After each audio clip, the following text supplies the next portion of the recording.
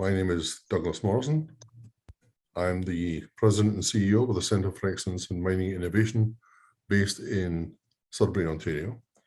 And I'm delighted to be the moderator for this panel about incubators, accelerators, and commercialization hubs.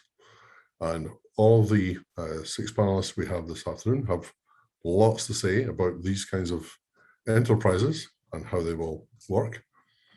And so I'm going to start a brief introduction for myself.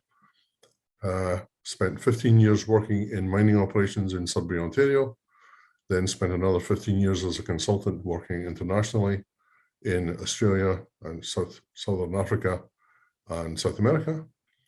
And then 12 years ago came back to Sudbury to take over this role at the Centre for Excellence in Mining Innovation, focusing directly on innovation. I'm not going to say any more about CEMI as an organization because my colleague Charles Nyabeze is going to explain that later.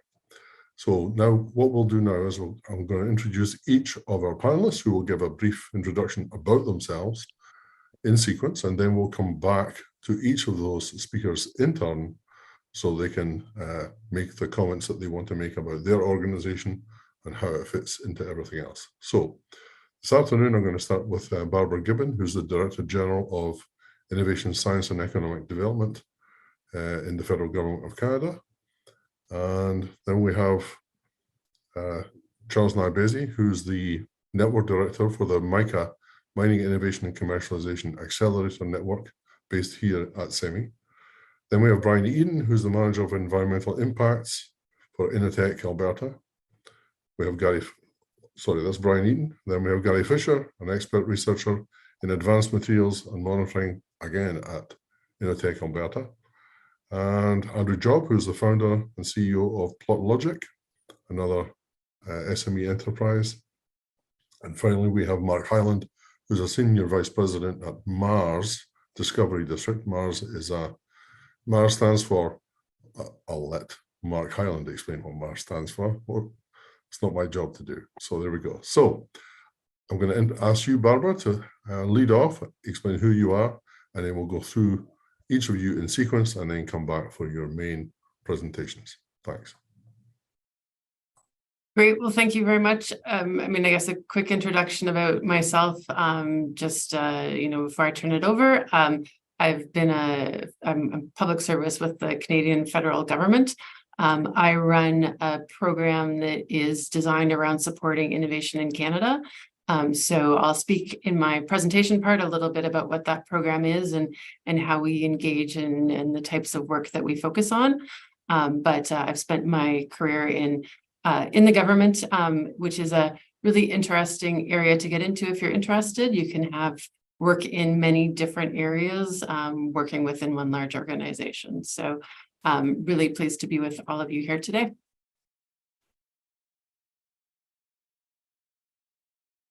All right. Hello to all the students out there and to obviously the guests coming online. My name is Chamirai Charles Nyabeze, and as Douglas mentioned, I'm the Network Director for the MICA network, MICA. We'll talk more about that a little bit later, and also the VP for Business Development with CEMI, CEMI. And really delighted to be here. Been in the mining industry now for a little bit over 20 years since I graduated. But certainly very, very pleased to be part of the innovation ecosystem for the mining industry and really recognizing its global impact. And hopefully some of the things I'll share with you can just show you just how active you are in the space. So looking forward to speaking to you all. Thank you for coming to this panel. I think I'm next. Brian Eaton. I'm the manager for the environmental impacts team in the environmental services division at InnoTech, Alberta. We're a research and innovation corporation that supports applied research for industry and public good in Alberta. And so I manage a team of 18 to 20 people, depending on how many people we have in any one particular time, of researchers and technologists that look at these different kinds of environmental questions. So my background, I have a PhD in ecology and environmental sciences. I'm a sort of a general ecologist. I've worked in aquatic and terrestrial systems, but I just work with a lot of people that are a lot smarter than I am. So I just help them do their jobs. I can go after Brian just to keep the InnoTech flow. So I'm Gary Fisher. I'm a senior materials engineer here at InnoTech. My main role is the innovation, design and deployment of new manufacturing processes and materials to support industry within Canada and Alberta as a focus. Lots of work in the energy and the mining sector. We work with SMEs, large companies, and through networks like our own Mario's Consortium and the MICA network, which you'll hear more about when Charles and Doug speak, I'm sure. So with that, I'll pass it on. Yeah, g'day. I'm Andrew Jobe. I'm the founder and CEO of Plotlogic. We're, as mentioned by Douglas, SME. We do a bunch of work in artificial intelligence and sensing for the mining industry. Been around for a few years now. And hi, everyone. My name is Mark Hyland with Mars Discovery District in Toronto.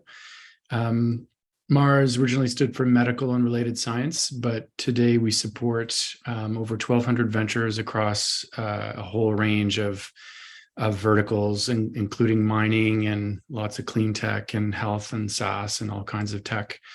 And really the goal of Mars is to help our companies grow so they can solve really tough problems in the world, whether that be health or just a better economy for everyone, or certainly climate is a big focus.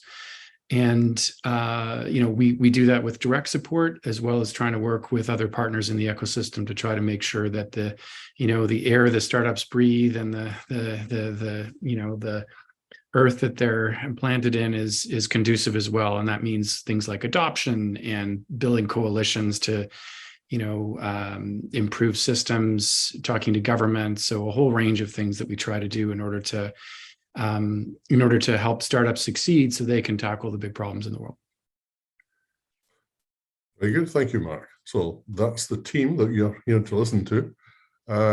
In case any of you out there are wondering why you should be listening to a group of people talking about what they do for the mining industry, I'd like to just start by saying mining is actually the most important industry in the world today. In terms of trying to address climate change, we're going to have to try and electrify our economy, and that means producing a great deal more metal and a great deal more minerals than we have been doing up until now. And so mining and resource production is actually the most important thing we have to do. It is the only way for us to address the problems that are created by climate change. And with that, since Barbara has probably the widest remit of things to examine and things to promote and push forward, I'm going to ask Barbara to start by talking about the things that she and her organization are trying to accomplish. Great, thanks. So if possible, I'll have my deck. Thank you very much. We can go to the next slide. So my role, I work in our federal Innovation, Science and Economic Development Department. This department touches extremely wide range of activities and initiatives, but including a fairly large number of innovation-focused programs and activities.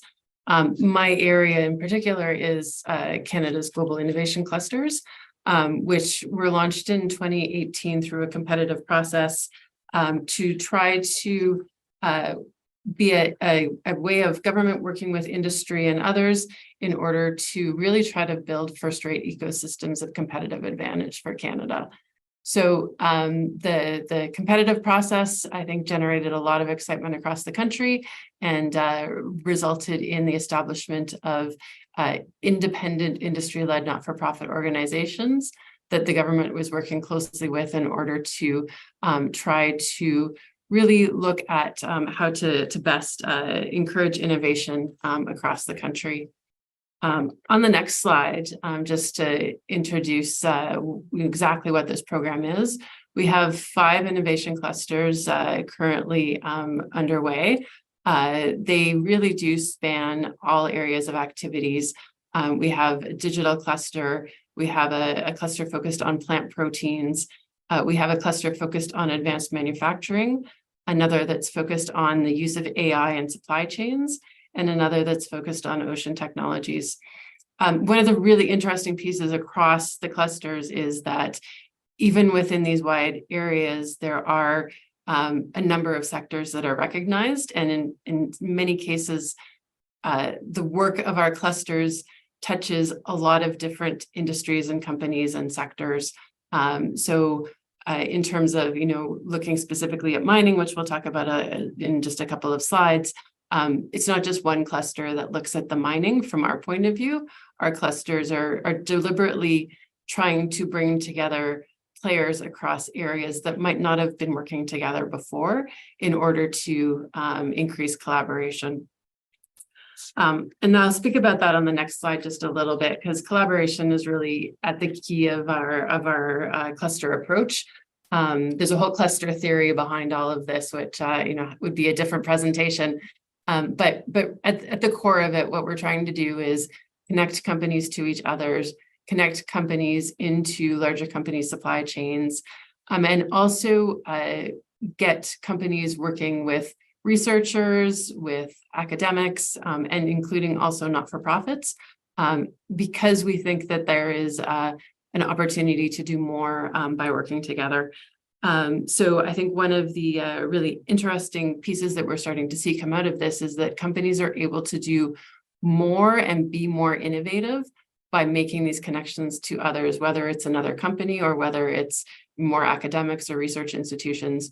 They're able to kind of take on projects that if they were working alone might have been too complicated, too risky, or just, kind of too difficult to be at the top of their priority list. So the cluster approach in part funds projects to let these companies work together collaboratively to try to come up with, really cutting edge new technologies and resulting in, IP and growth for Canada.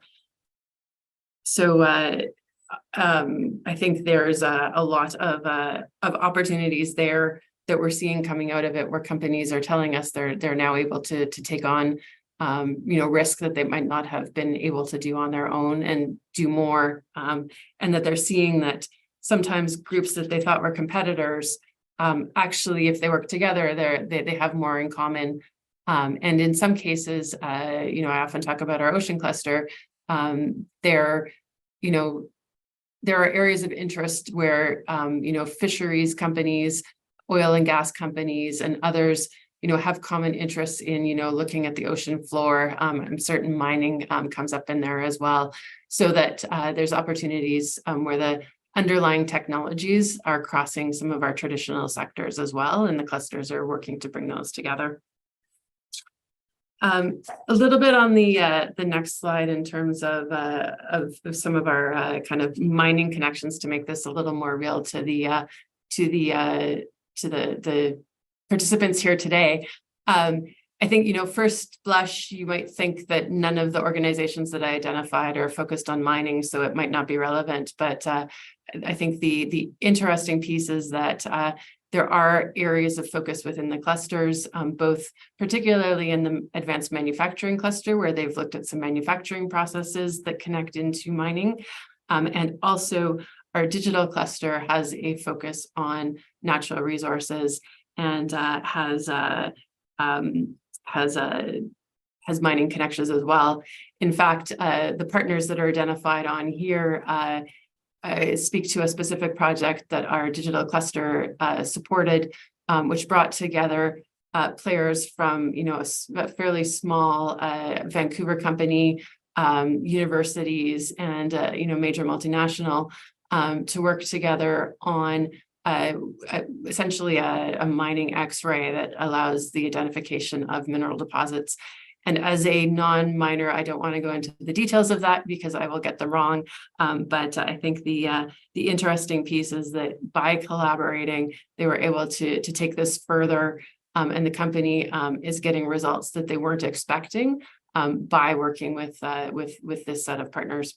And this includes students hired through MyTax, right through to the large multinational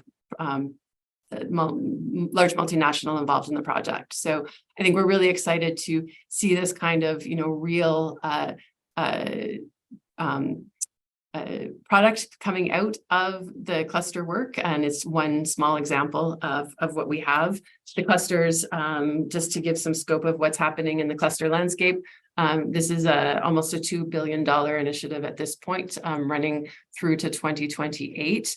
The 5 clusters have more than 500 projects currently underway and are in the middle of launching their next set of projects, as we have a new suite of funding that had been announced in one of the recent budgets. Just briefly on the next slide, I think the engagement of youth is really critical in what's happening in the clusters.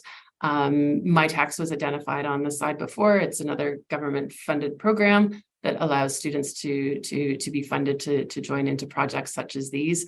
And I think there are a number of projects that involve both academic institutions and certainly students or young employees, and always keen to see the opportunities that the cluster projects will offer going forward, and lots of opportunities there. So with that, I will, I think, wrap up for this initial section because I don't want to go over time. So thank you. Thank you, Barbara. That was a very good start to the whole process. Generally speaking, we tend to think about mining and resource production as a technical thing, and it has lots of technicalities associated with it, but it also does require very good social scientists and business people and a whole variety of other disciplines that we tend not to think of when we think about mining. And so I'm going to ask Brian to kick off the next section with Brian himself, then Gary, then Andrew, about different aspects, different things that are involved in the mining sector and resource production. So head over to you, Brian, and cool. I'll leave you to that. Actually, Gary's going to start for us. I will steer the slide, so give me a second. Yeah, so then we'll tag team over to Brian. So give me a second here.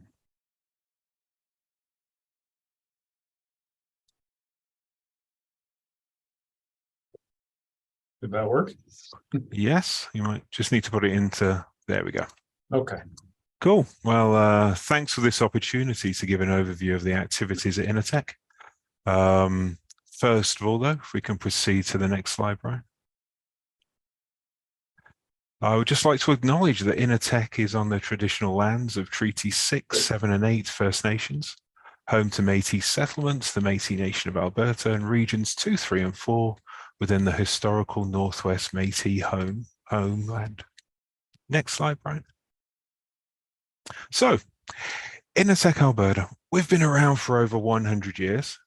Our role over that time hasn't really changed. We're here to support industry primarily in the province, but in Canada as a whole. We're linked to the provincial government of Alberta, but we're mostly funded by industry, around 80%. That does flavor the kind of work we do. It's very much focused on getting results to promote the sectors within the province. How this works is our 220 staff that are located on the 6 locations within the province you can see on the map there, and one mysteriously on Vancouver Island. They engage with industry to help solve problems, improve efficiencies, and to develop and deploy new technologies to support the various sectors, including mining, that we have within the province here. Next. As you'd expect, we have a very wide range of capabilities at InnoTech. I won't go through all of them, but as you can see, we have advanced manufacturing and materials, improved recovery of oil and gas, that's traditional and mining, lots of work on carbon capture and utilization, and then over to environmental impacts, remediation, and water management as well. Next. We do pride ourselves on being a very diverse and inclusive place to work. Over half of the workforce identify as female, which isn't that typical, sadly, in science and engineering. 25 of our staff identify as visible minorities. We support a wide range of programs, including the Excellent Elite program. This program gives experience for Black students in science and engineering to see if they want to pursue a career within that area. We also take our mentorship and growth of young innovators quite seriously as well. We're heavily involved in mentorship programs at local universities. Lots of support for graduate research, such as the MITAX program that was highlighted by Barbara in the last presentation. And we always have a little army of co-op students and placements at our facilities helping us conduct the projects we have. Next. So that's an overview. I'm just going to focus in on some of our activities. This is something I'm involved with. It's the adoption of advanced manufacturing. So this is essentially improving the way we make things. So components, particularly in the mining industry, have issues with longevity and reliability. If we're ever going to hit the mining production targets required for clean energy, we have to improve the efficiency and reliability of the equipment used. Now, as it stands, the design of equipment can be constrained by the manufacturing process used and the longevity of it by the materials used. So we have lots of activities looking at new ways to make things, because that sort of frees up their designer to try very novel new designs for components. Also exciting ways to develop new materials as well, using machine learning and artificial intelligence to really fast track the development of materials to again make equipment last longer, to be more reliable and efficient. And all these technologies can be deployed within the mining industry to make it more effective and competitive. Next. Lots of interests in the use of robotics, drones, and sensors. Now here, it's essentially to have more process control and to make your site safer as well.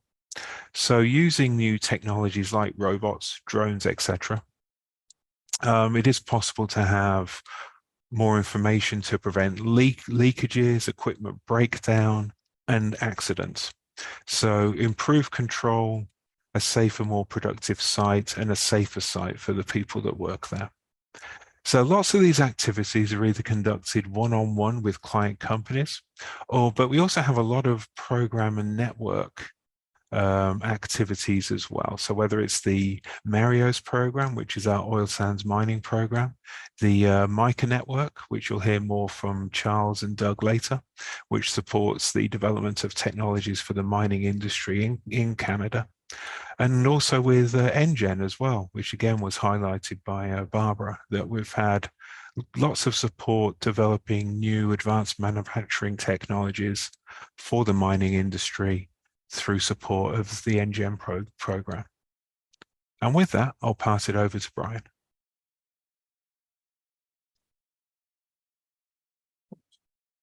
Yeah, thanks, Gary. So I'm going to talk about three specific aspects around mining that we do within our environmental impacts team. We do work in lots of different areas. These ones are all related to oil sands mining, but are certainly transferable to other types of mining. In particular, some of the work I'm going to talk about last. So if we envision the oil sands area, for example, in northern Alberta as a fairly complicated network in terms of water flow, so we get interactions between naturally occurring surface water and groundwater flows, as well as constructed surface water containment units, and then areas that they're trying to reclaim in terms of natural. We've got natural wetlands, but we also got reclaimed wetlands, reclaimed lakes, or what were surface mines and have been turned into pit lakes. And so there's a lot of stuff going on here. And one of the things that we do is use stable isotopes to understand how these pieces are connected, and to do things like risk assessment and monitoring. So we understand that if we start to put in mines in certain areas, what we might see as impact to the natural systems, and then being able to monitor recovery and operations at the same time in those landscapes, looking at everything from sort of local impacts to regional impacts. Now, one new application that we're seeing in this area is using acid extractable organics to actually being able to fingerprint the source for things like oil sands process affected water. So you've probably heard about some of these seepage concerns that have happened up in the oil sands recently. And the idea is, and this is a fairly new technology that we're trialing right now, is to be able to construct or develop fingerprints that allow you to attribute source for when we start to sample and do monitoring on the landscape. So because bitumen is available up there in terms of natural formations and water naturally flows through it, water will pick up some kind of signal that's related to those bitumen bearing deposits. And so the idea is, can we distinguish those from the signal that we get from bitumen that's been processed and the water that's been used in that process? So that's a pretty exciting area that some of my folks are working on right now and looking at applying in the field in the future. Another piece I want to look at, this is actually a video, so I might pause every once in a while. There's no sound. We've taken that out so I can talk about it. But the idea being that when we look at some of these potential impacts in terms of environmental impacts of what we do in terms of mining, you can look at everything from bench scale to field scale. Bench scale has some challenges around realism. It's really good in terms of control and replication. Doing things in the field, you typically have 1 or 2 reps at the most, and then so you don't have much control, much replication, but it's very natural and realistic. So somewhere in between is what we call these mesocosm facilities. So they're fairly large. This one is in our Vegreville site in about an hour east of Edmonton. We have 30 mesocosms, which is a fairly high number for one of these facilities. Each one of these inner tanks is 14,000 liters in terms of working volume. They're actually about 15,000 liters, and they sit inside a 25,000 liter outer tank, which provides containment. So we've run experiments up here using oil sands impacted materials for 7 years. We've never had a leakage or a breach of that inner tank. So it allows us to use contaminated materials and look at how different materials might have different kinds of impacts on these model ecosystems that we build in these facilities. Oh, it started again on me. Sorry. I thought it would just keep going. Anyway, so the idea here is that we have done multi-year experiments in this facility because these guys are able to overwinter, which is fairly unique in North America. We think it's the only facility in areas where things actually freeze in the winter that you can do this. Typically, these things are drained every fall, but you can see that when we get through about the top 75 centimeters of ice, we've actually got liquid water down there, which allows our ecosystems, little ecosystems we set up to survive. So we get aquatic macroinvertebrates, zooplankton, things like that survive in the winter. And we use these different biotic components as response parameters to look at what would be the potential impact if we started to put different types of materials into in-pit lakes. And so really what we're doing is de-risking pit lakes as a reclamation technology on the landscape.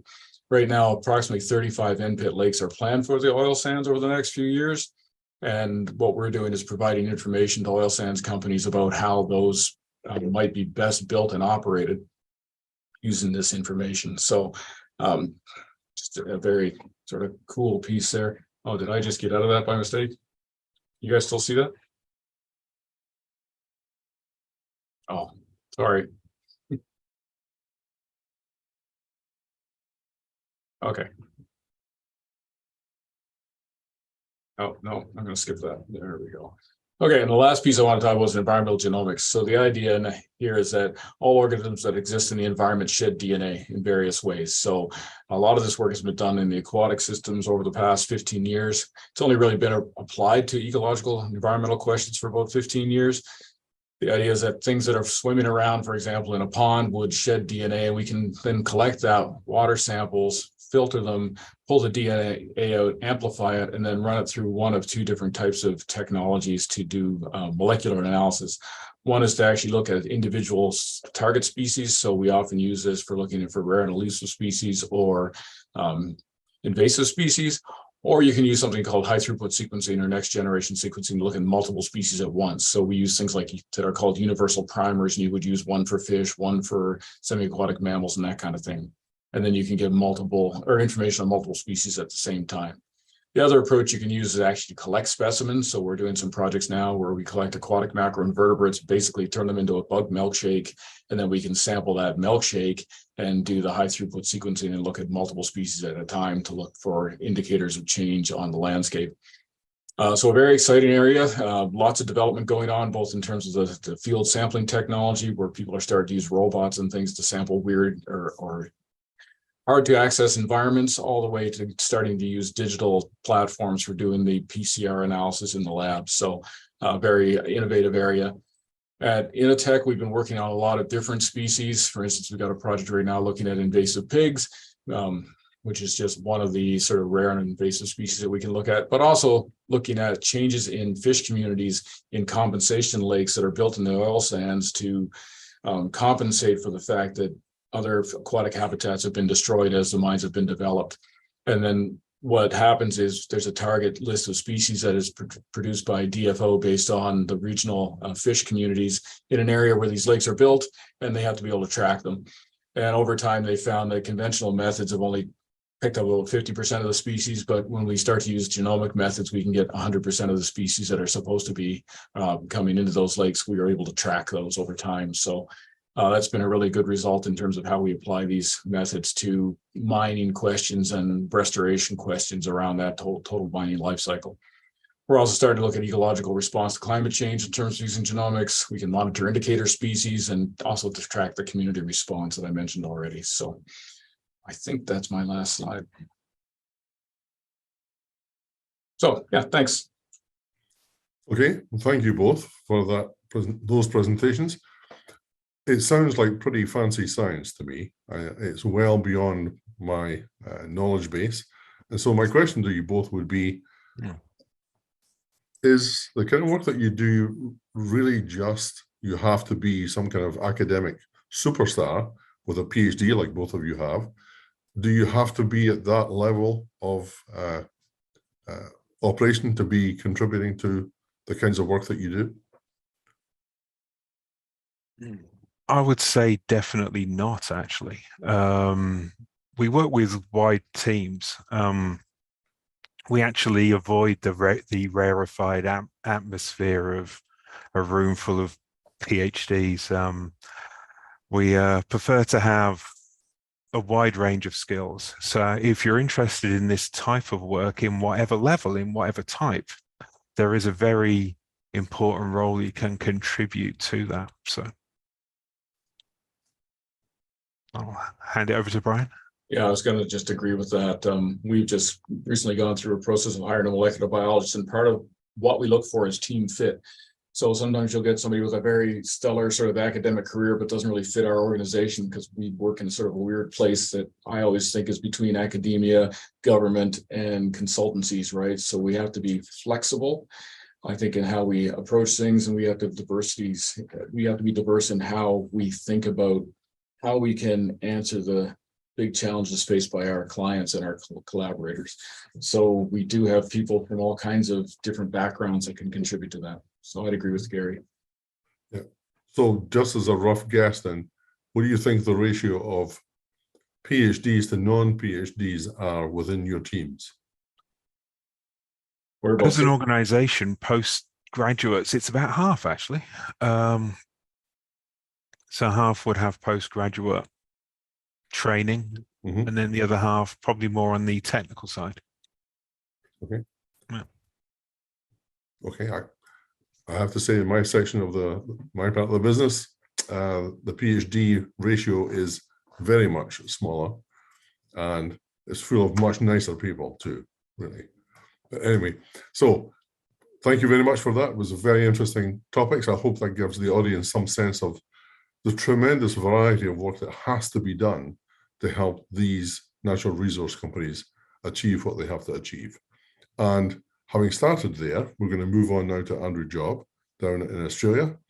And he's going to talk about something that I think is even more esoteric, but absolutely desperately important.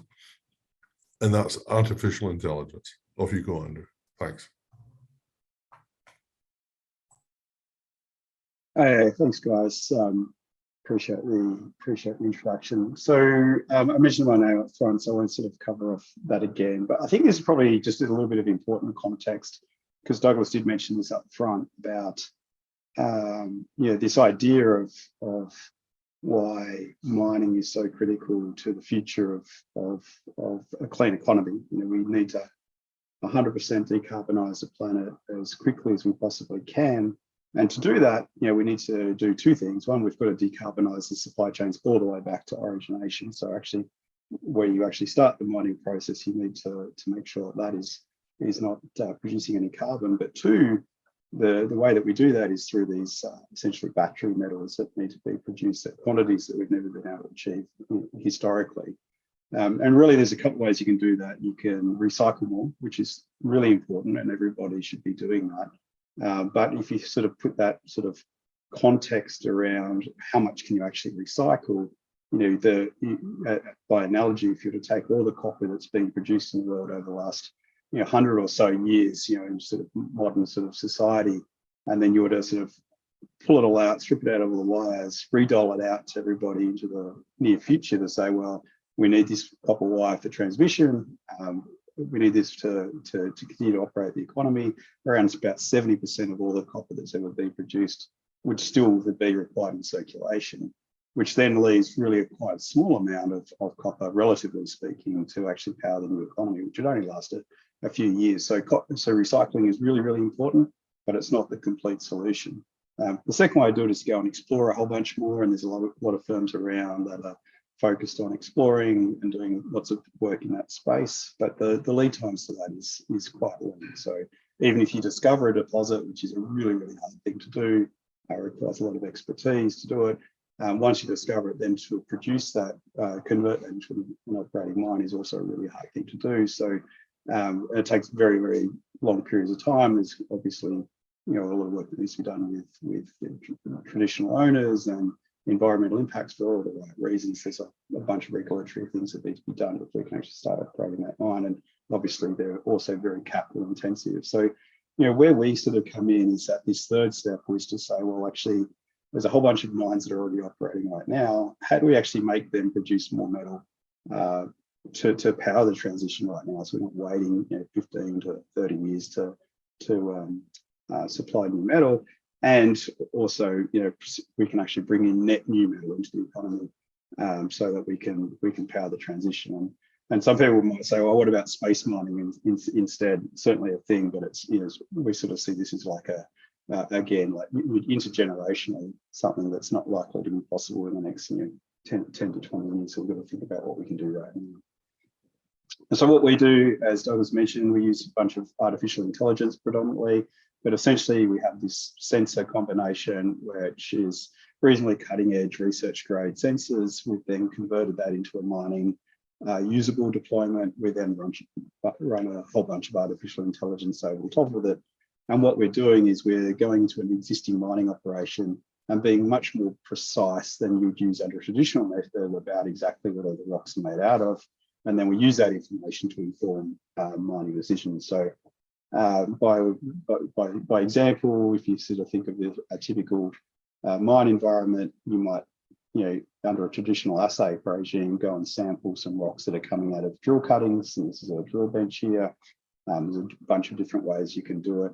But essentially, you take some rocks, you put them into a bag, you send them off to a laboratory, and then from that very small sample or set of information, you then make an assumption about what that geology is doing. And for, as any geologist will tell you, geology is not homogeneous, it's all very heterogeneous, so you have lots of different variation that's going on. So what we do is we sort of essentially take this sort of sensor combination, we go and scan all the rocks that are exposed as they're getting exposed, and then using our AI, we then make predictions or really have a high degree of control and quality over what the rocks are made out of. And then we use that to then be much more precise about which rocks go to the mill to be converted into metal, which rocks would then be placed into waste dumps or some sort of other combination of that.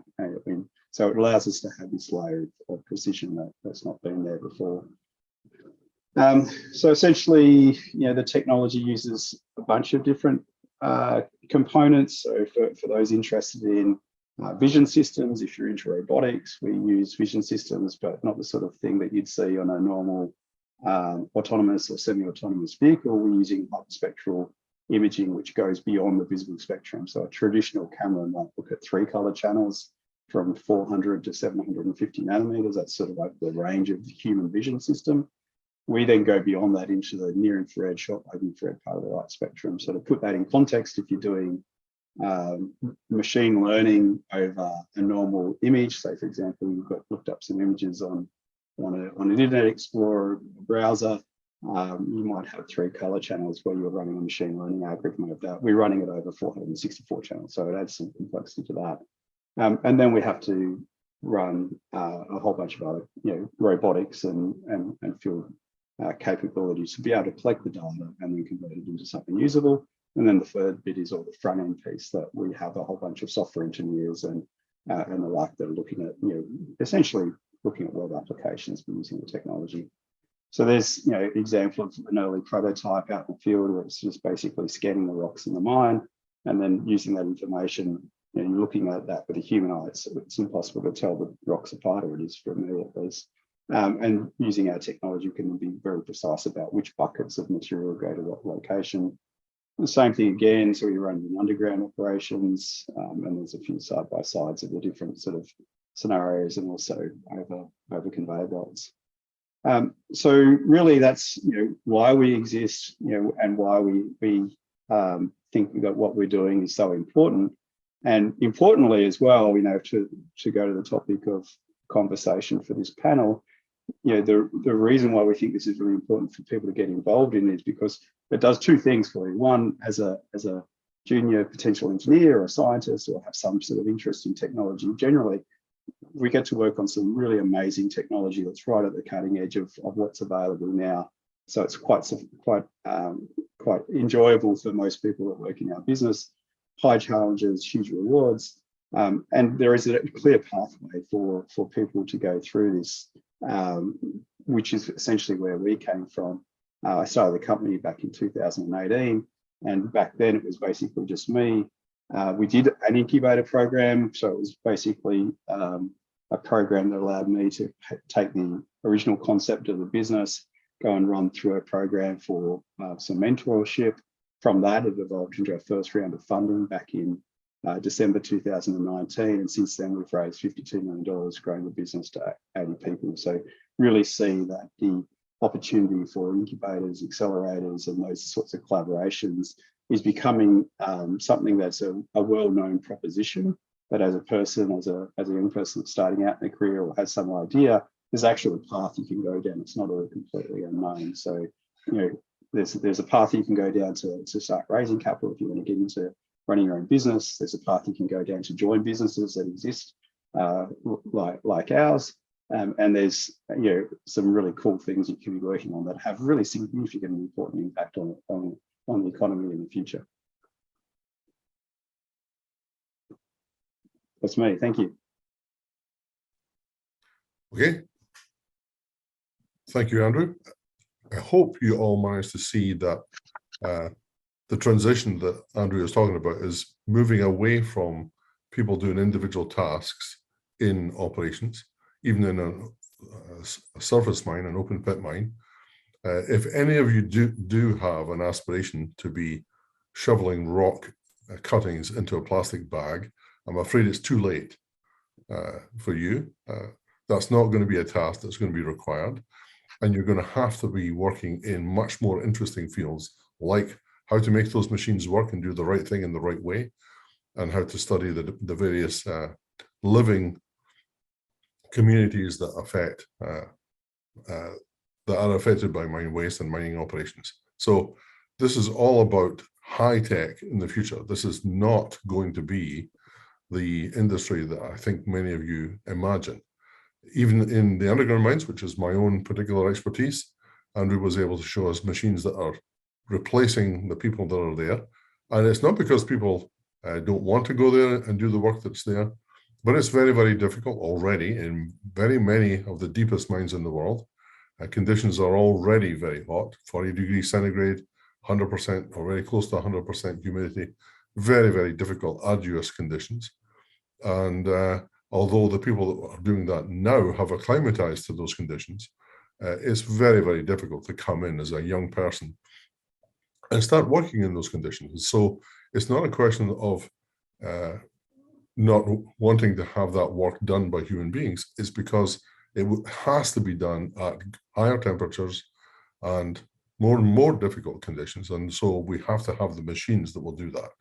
So the jobs of the future are not doing the work that is physically done today. It is actually managing and coding and programming the machines that Andrew was describing to apply the technologies and the techniques that we need to control these operations in greater detail, at faster speeds, and with more accurate information than we get from the rock cuttings in the plastic bag, because that plastic bag doesn't always end up in the right place when it's done by a human being. And it absolutely must be in the future.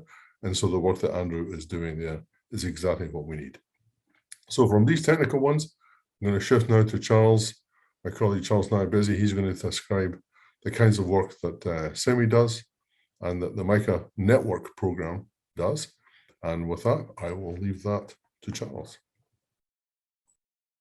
All right. Thank you very much for that, Douglas. I'm going to start off my presentation by just giving you a little bit of background on who I am and why I am in the mining industry. Because I think, there may be some students out there who are wondering, what brought me to this place that I am in right now. And hopefully maybe you can draw some insights from my journey. So I actually immigrated to Canada from Zimbabwe in 1991. And, I was 16 years old, really good in physics, good in math, very creative.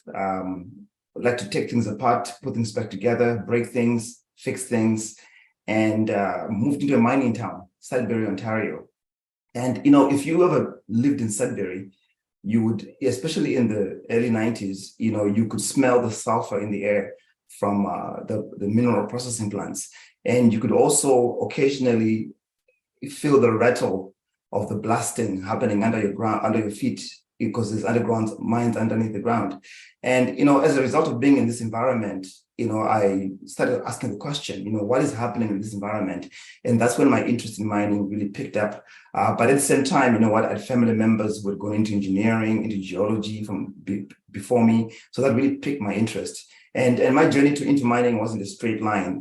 I graduated from mining, went off to do business, and then years later came back into mining, having gathered some business experience, having started my own businesses, sold my own businesses, and then came back to mining to sort of help the mining industry to become a better industry.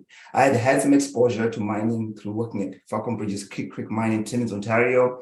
But at that time, I had to say to myself, this industry is too backwards, can't work in it, need to work somewhere more high tech. So that's sort of my background into why I came into the mining industry. And so now I'm here. And the first thing I want to talk to you about is CEMI. And I'm going to share my screen now and sort of dive into the slides that I have. So I currently work for CEMI, CEMI, which stands for the Center for Excellence in Mining Innovation. CEMI actually owns a program or created a program called MICA, MICA, MICA, just MICA like the mineral. And I'll talk about MICA in a second. But CEMI itself is actually 16 years old as an organization. It's a not-for-profit organization based out of Sudbury, Ontario. Its vision is to solve the challenges of the mining industry. And we do this through advancing innovation. That's kind of the how. So we like to advance innovation. And the ways in which we advance innovation impact the triple bottom line of the mining industry. So if you think about profit, people, planet, we want to make sure that innovation impacts these three things in a significant way. In terms of the services that CEMI actually offers, we do the innovation scouting, finding technologies and innovations. We do challenge identification. We want to know what the issues are, not just at the operator side, but also with the mining vendors themselves. And then we do something amazing, which is we call challenge solution matching, where we do this matchmaking service between solutions and challenges. And then we have a plethora of services that we classify under commercialization services. And this is what gave birth to the MICA program. So the MICA program is in fact itself a commercialization service that we've packaged together. And in 2021, we got $40 million funding from the government of Canada 30 million of that went towards technical projects, which we've allocated into 40 projects, and $10 million of that is going towards developing the network. Its vision is to create a national mining technology network with a mission to accelerate innovation into the mining industry. One of the things that really excites me about MICA is the fact that we have got these 6 main partners across the country. And I'll get that to you in a second. Here we go. We've got 6 main partners across the country. And, we are, in fact, a national organization. And the reason we're national is we recognize that we need to tap into the innovation ecosystem across the entire country. Our friends from Alberta, from InnoTech Alberta, showed you some of the technologies that they're working on. And again, our mission is to bring these innovations to light so that the rest of the country can see what they are and benefit from them as they pertain to the mining industry. So in British Columbia, we've got BRIM, which is over here, British Columbia, and the InnoTech Alberta, you just had them present. In Saskatchewan, we have a main partner called Saskatchewan Polytechnic. And then in Ontario, and they also cover Manitoba, by the way. Ontario, we've got Mars, and again, the fellow from Mars will be speaking shortly. And we have in Quebec, Group MISA, and in the East Coast, with the College of North Atlantic. So these partners that we have across Canada are going to help us to tap into the innovation ecosystem so that the innovations that are relevant to mining can be brought to surface. And also they do work within their own regions to promote mining in their areas as well. So the MICA network has 4 technology focus areas: productivity, energy, smart, and environment. And these focus areas are the areas where the mining industry has admitted that is the most amount of pain. And so what I'm going to do very quickly now is just show you on the screen here the kinds of technologies that we look for in these particular pillars. And I'm not going to read all of them out to you, but you can see from this list here that there are technologies that are emerging technologies, that are current technologies, that are really exciting technologies that are going to make the mining of the future what it is that we intend it to be so it can service the demand for minerals and metals. Here under the environmental pillar, you can see the kinds of technology we're looking for, things like improving water recovery, enhancing mine waste management, things like tailings dam management, restoration of the ecosystem. These are the kinds of solutions and technologies we're looking for to advance mining on the environmental sphere. And under the energy piece, you can see obviously clean energy generation is important. Things like ventilation, which is a big cost driver in mining, we need to optimize that. Things like reducing the energy needed to crush the rocks down to size are important. And also other alternative energy sources are important, like small modular nuclear reactors. So you can see from this here that there's various technologies that are important in this area. And then on the smart technology side, you can see here that mining is very, very interested in adopting digital technologies that are going to transform mining in a significant way. Mining doesn't happen in isolation of an ecosystem. So when you think about mining, don't just think about the mine itself. Think about all the other ecosystem components that contribute to making mining what it is today. So as somebody who's new or young in mining, you can place yourself in any of these ecosystem components. One of the things I like to say is that it takes an ecosystem of people to commercialize innovation, which means people need to get along and to communicate, to find areas to synergize. Mining itself, when you think about it, you can actually look at mining as from prospecting all the way to post-closure, as opposed to just the extraction piece. Prospecting is how we find new mines with exploration. There's a whole investment community in mining. There's design and construction, production, mineral processing, management of tailings and remediation and mine closure, and also post-closure management.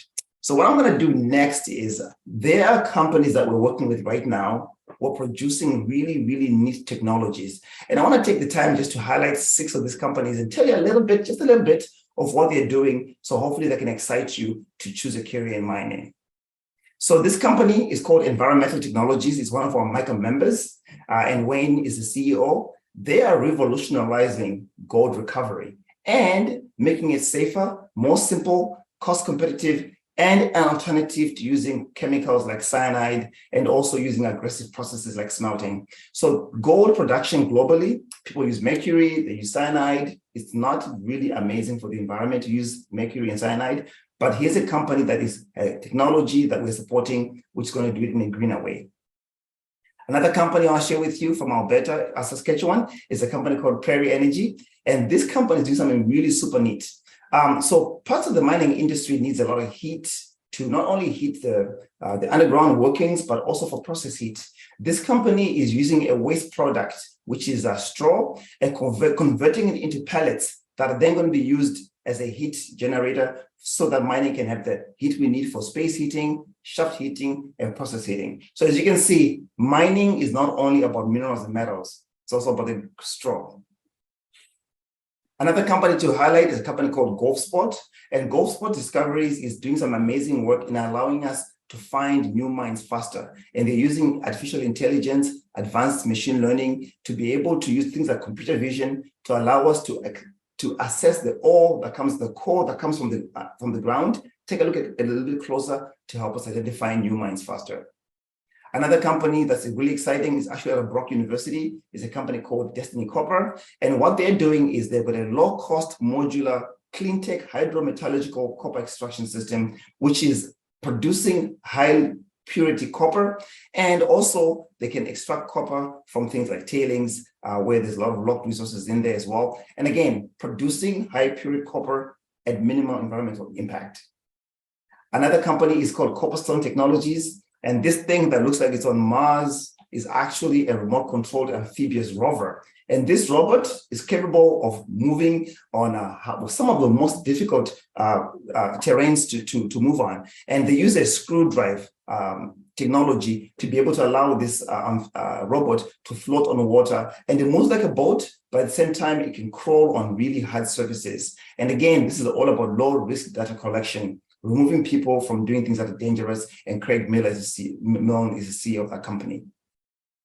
The last company to highlight is a company called TS Water, and Anthea Sargent is the CEO. This company has a technology that can do in real time detection of heavy metals in solution. Right now, there are about 31 different heavy metals identified in solution that can be detected, and 47 others are in process. And you may ask, why is that so important?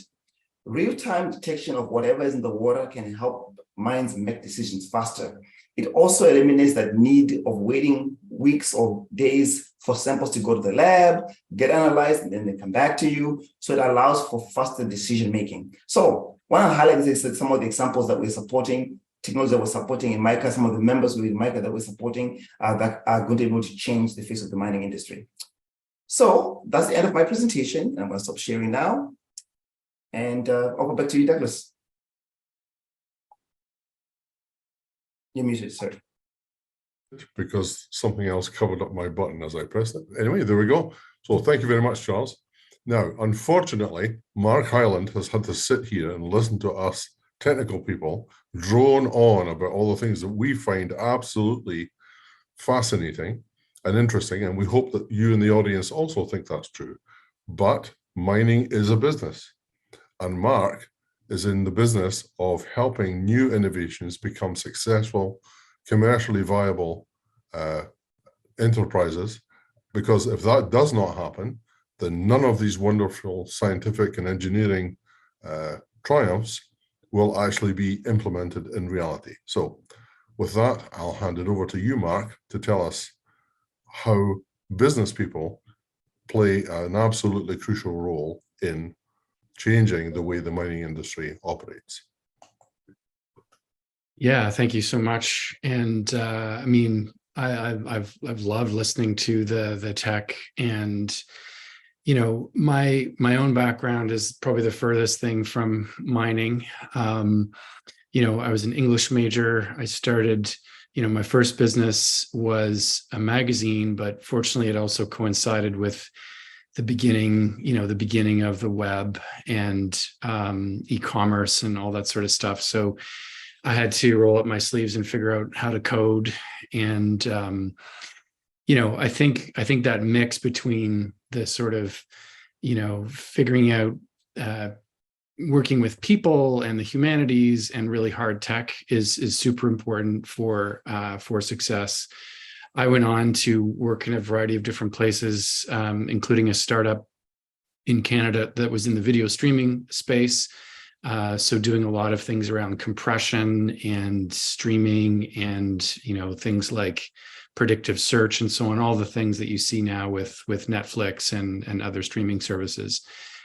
And just about 4 years ago, I came to this funny place called Mars, which again is a innovation hub based in Toronto, but really working Canada-wide and with partnerships all around the world. We have a group of companies coming in from the UK at the moment, looking at advanced manufacturing and AI.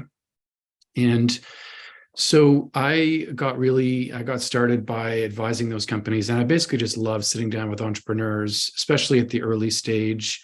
At a slightly earlier stage than Andrew is now, maybe back when you started in 2018, 2019, Andrew, and it's like, it's just a couple people, they got an idea, but they're trying to figure out like what really is going to make this work. And, one of the things that I think turns ideas and, lab experiments and discoveries into businesses is, what is the problem that it can solve? Like, what is the pull? What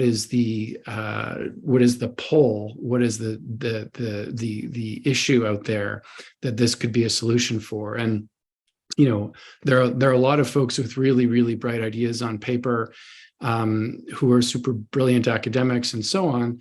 But it's very hard, they're so in love with the solution, with the answer, in effect, that they don't know what the question was. They don't know what it could be used for at scale. And not every idea can be scaled. But at Mars, what we're trying to do is essentially find great ideas that can be turned into businesses, and businesses that can scale and become big enough or important enough to have an impact on society's toughest problems. So we focus on, very broadly on the climate and earth sciences, including that's where a lot of our mining ventures are. But also they're doing things like water remediation, agri-tech, carbon removal, all kinds of things like that.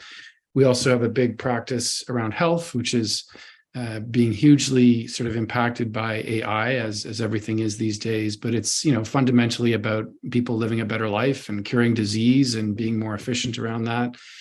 And then our third area is just the overall economy, because when we do our job right, we're solving problems, we're taking inefficiencies out of the system, and we're essentially helping increase productivity for everybody, for Canadians and folks around the world. And, that's, I think, pretty critical, because one of the ways that we're going to help, figure out how to, all live together on this planet is by being as efficient as we can with the resources and the tools that we have. And so, we're always on the lookout for more efficient processes. And sometimes that could be a software-based SaaS company that's got some better way of doing something that used to be done, with spreadsheets or on paper even, or whatever it may be.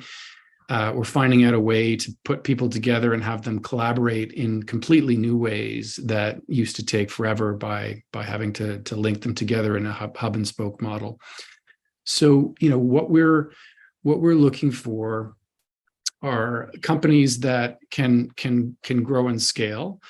And we've got some great examples. I think we have some overlap in terms of some of the ventures that Charles mentioned.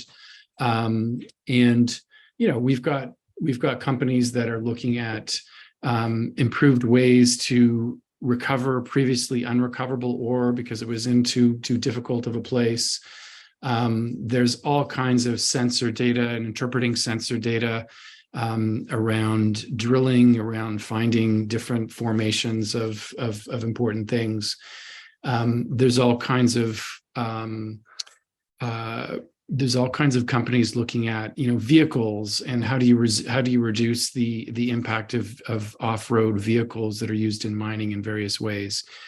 And I think that there's sort of no end of things. And one of the things that sometimes is tough in the world these days, there's lots of bad news. You look around, the media, and people are worried about the future. And I guess, my message is, yes, there's some tough problems, but there are some amazing solutions to those problems that are both out there in the world and also, waiting to be brought to market, waiting to be brought into the world. And so, if I'm looking out at kind of, what my kids who are in their late teens, early 20s can do, and perhaps what you can do, it's to look to innovation to try to make the world better. It's not going to be the only solution. It's not, it doesn't come without its issues. And I think one of the things that we focus a lot on in Mars is really good tech stewardship, where we can kind of embed, the thinking about how do we make sure this technology is going to be a net good, right in the people, right in the sort of principles of the engineers and others who are working on these things. And so, I think optimism is called for. I think that as we scale up these technologies, we're going to figure out a lot of ways to make big improvements. And, there's some great stories about these things. And I think one of the jobs of Mars and other sort of accelerators is to really be directly helpful. And Mars tries to do that by offering space, physical space to companies, whether it's lab space, office space. We try to make connections with all the industry ecosystem players, Charles and his team, et cetera. We also have a lot of advisory. I mean, sometimes you'll, again, as I mentioned, have someone with an amazing idea, but they need to know how to sell it. Like, what is the positioning? How can we find a group of people who are dying for this solution, who are willing to pay the price that's needed, and maybe even struggle through a product that's not perfect, but it's so promising to them that they're actually willing to help, develop it because they can see the potential of it. So that's sort of the message I wanted to leave, is there's a lot of areas to work on and a lot of reasons for optimism. And there are a lot of places where you can get help. And certainly Mars is not the only place. There are lots of early stage accelerators. There are lots of industry accelerators. There are lots of companies that have innovation areas that are working to help and run corporate accelerators, or looking for various ways to support partnerships. And, I think part of what Mars does, again, is it's part of the venture capital scene. So for companies that do need to raise venture capital, which is not everybody, we are a large seed stage investor, but we also have a coalition, a network, a syndicate of many of hundreds of other VCs that are, and we're very good at matching the right stage to the right company. And finally, I'd sort of say, the economy may not be the easiest right now. Interest rates are high. VC is maybe harder to come by than it was a couple of years ago. But my own personal experience, having started a business in, basically 2 businesses in 2 recessions, it's the best time to do it. It's very tough, but if you can get a business up and running now, it's often the very best time because it really forces you to be close to your customers and to be efficient and to do only the things that you need to do and nothing extra. So I wouldn't be daunted by the economy if you've got a really good idea and the grit and the hustle to get it going.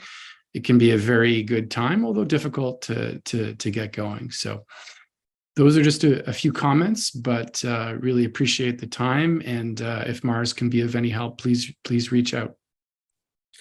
Thank you very much, Mark. I'm glad you managed to get all that put together. I want to go back to Barbara and maybe have Chamirai join Barbara and Mark to talk about collaboration and how that has a multiplying effect on the individual components of ideas. Please, any one of you feel free to say something.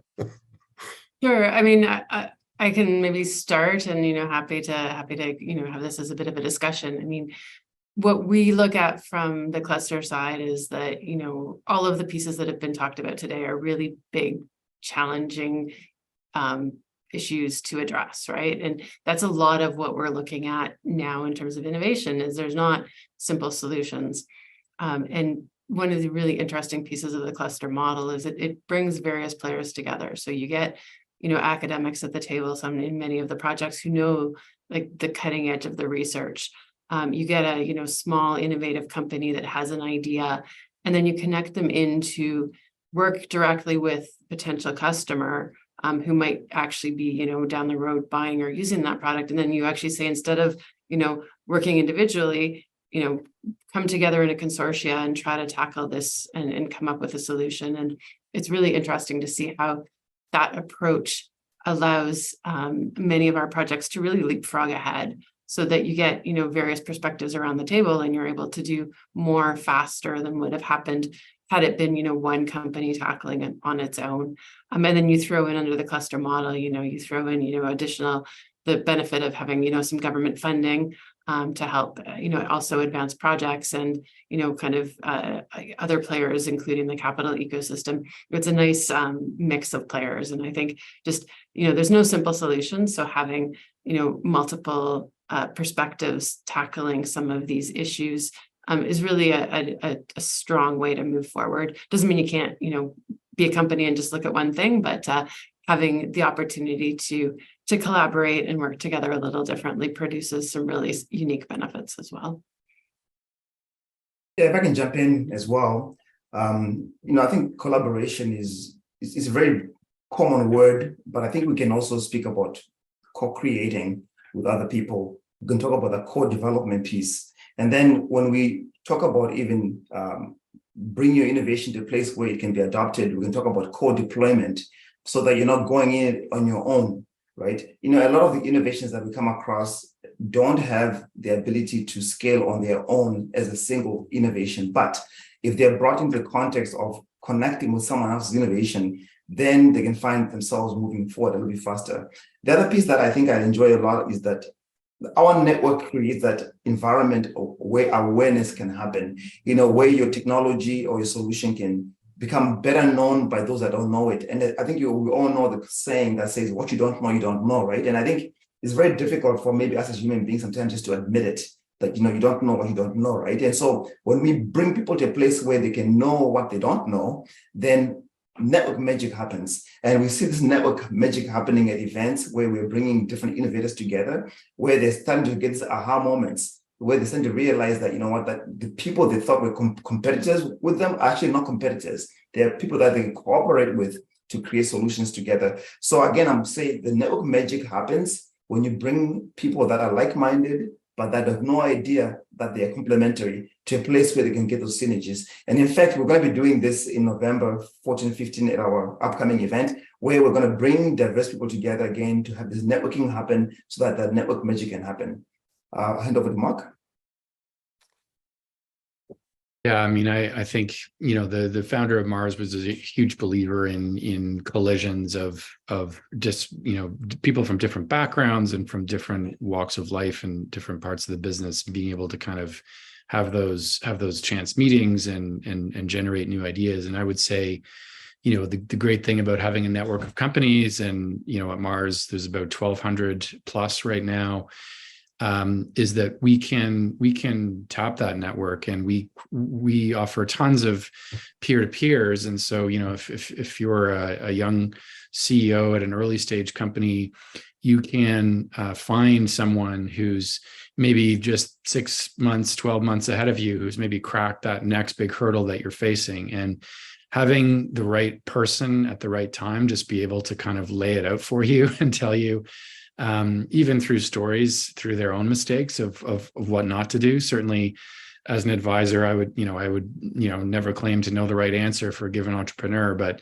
I could often tell them stories of things that I tried that were totally the wrong answer. And so I think that kind of learning is invaluable. And so that is about the network, and it may be with other entrepreneurs, but also functional experts, people in the ecosystem, investors, people from bigger corporations, government. There's a whole range of people. So it definitely takes a village to kind of get innovation going. Yes. Thanks, Mark. I want to go to Andrew for a second. Most of us on the screen that you can see are actually in late afternoon, early evening. Andrew, on the other hand, it's 8 o'clock in the morning for him. So he might be struggling with the time zone just a little bit. But I'm interested to know what what the journey of his company was to get from where it started to where it's ended up. I mean, it sounds quite a remarkable story to go from 1 person to 80. So how did that journey come about? If you've got a couple sure. So I probably have a little bit of a roundabout journey as to how I got to here. I started actually in the mining industry many decades ago now, longer than I probably care to recall, as a mining engineer, and then worked in sort of operations through operations management, mine manager, and then off to sort of being general manager for a couple of large mining companies. So my career was pretty well set out. Got to my mid-30s, and I've been really passionate about this idea of the collision of artificial intelligence, sensors, and this massive challenge I was seeing on the horizon for transitioning to a clean economy, producing more metals and making mines more efficient. So had been sort of like, talking about it for a long period of time. My partner, now wife, sort of said to me in sort of mid 2015, "You've been talking about this for long enough, so it's either time to put up or shut up." So I quit my job, and then I recognised I had a massive technical gap. I sort of came from an engineering background, but knew very limited amounts about AI and sensors. So enrolled in a PhD at the University of Queensland under a field robotics professor who'd done a lot of the early automation for mining shovels and mining dozers. And so we sort of wanted to work in closely with him to get a couple of years of development to really understand more deeply the technology and how it could be applied to this problem that I was seeing. So it was really very much had a good understanding of the problem, but not an understanding of the solution. So it's quite agnostic about the types of technology we'd use, but sort of had this inkling that it would be something in this sort of like data, sort of AI space.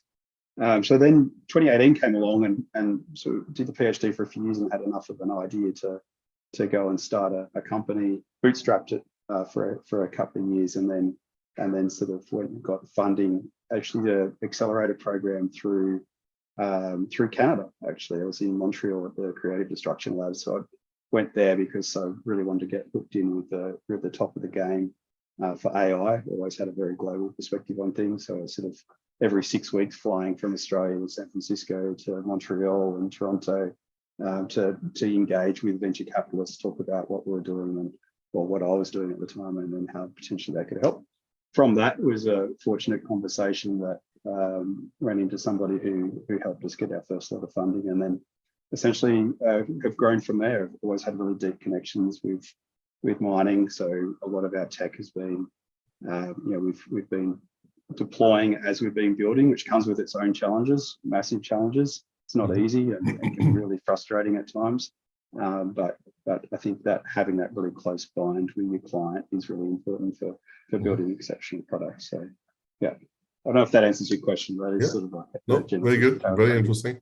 I want to go back to Gary and Brian, maybe just for a minute or so, just to find out how much interaction do you have in your end of the business with the business people that, what you do is also a business, has to be a business. And I wonder to what degree you find yourself engaging with business people as opposed to other technical people. I can quite understand that the technical work that you do is absolutely fascinating and covers a multitude of different disciplines. But we have to remember that mining and resource extraction is a business. And so how do you guys interact with that part of the enterprise? As I mentioned, we're mostly funded by industry. So yeah, your first point of contact is always the technical people.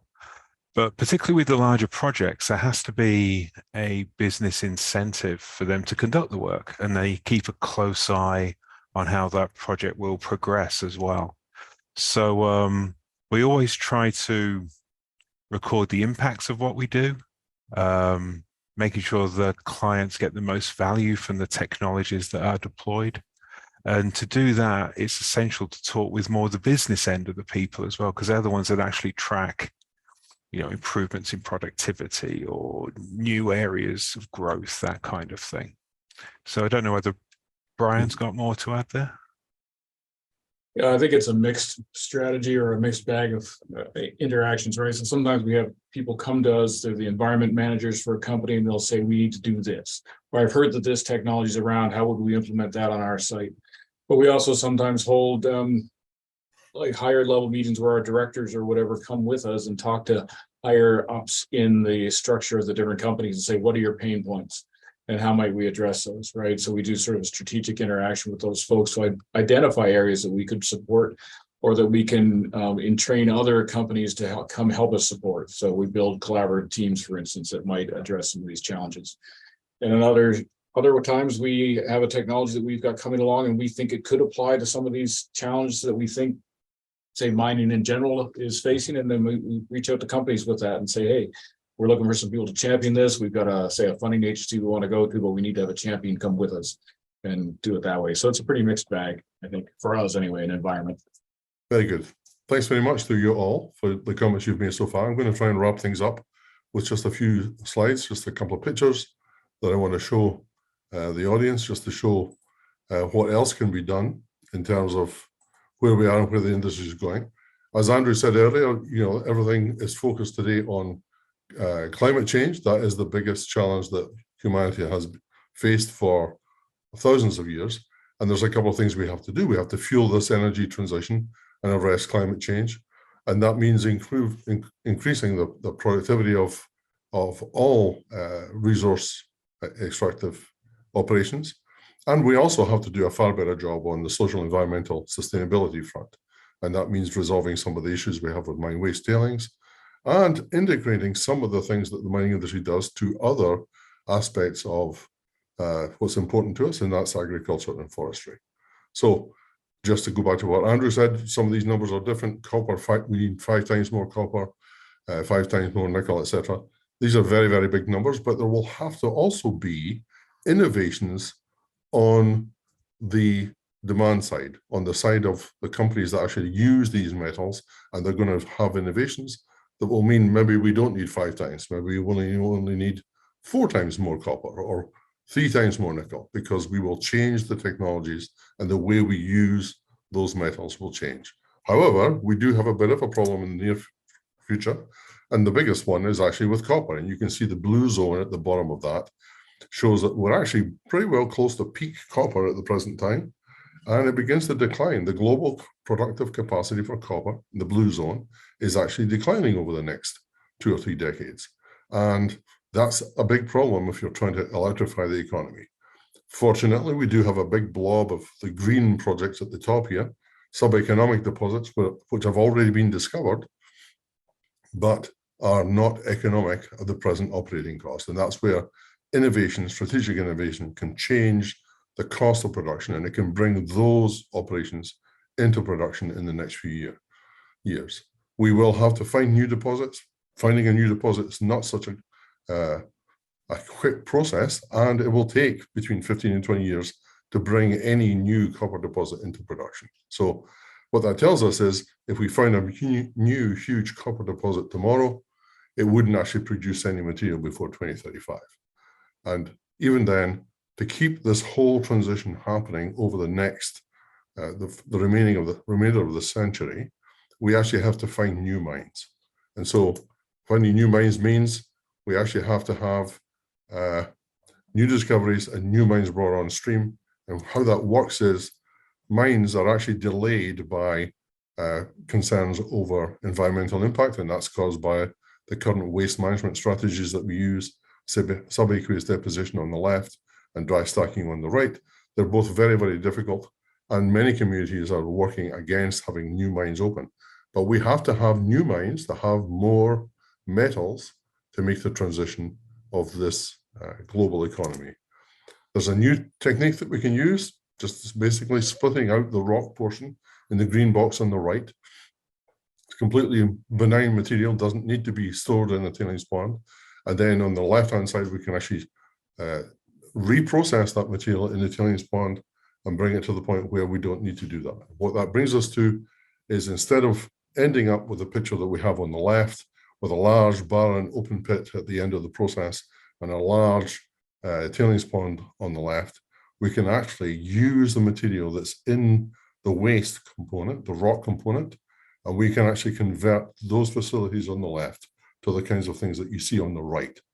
And all of the technologies that are needed to make that picture on the right-hand side become possible are actually available today. They just need to be combined in a way through the kind of organizations that all of us are working on to bring those things together into one solution that implements the one on the right-hand side. Those operations will produce more metals, and it also produces a great deal more vegetation, green vegetation, trees, plants, agriculture, and all of those make a contribution to climate change. What this means is that an industry that you might think has a negative impact on the world actually has a very positive impact. And in the future, your involvement in this particular industry will actually accelerate the positive impact that the mining industry will have for the long term. Mining ultimately is the solution to climate change. And our hope, and all the things we've said this afternoon, we hope will encourage you all to participate. So with that, I'll close my screen again and switch that off. I'm trying to figure out how to do that. Stop share, I guess will do the trick. So thank you all to all of our participants in our panel. We hope you've had an interesting afternoon listening to all the things we had to say. And with that, I'll bring our session to a close. Thanks.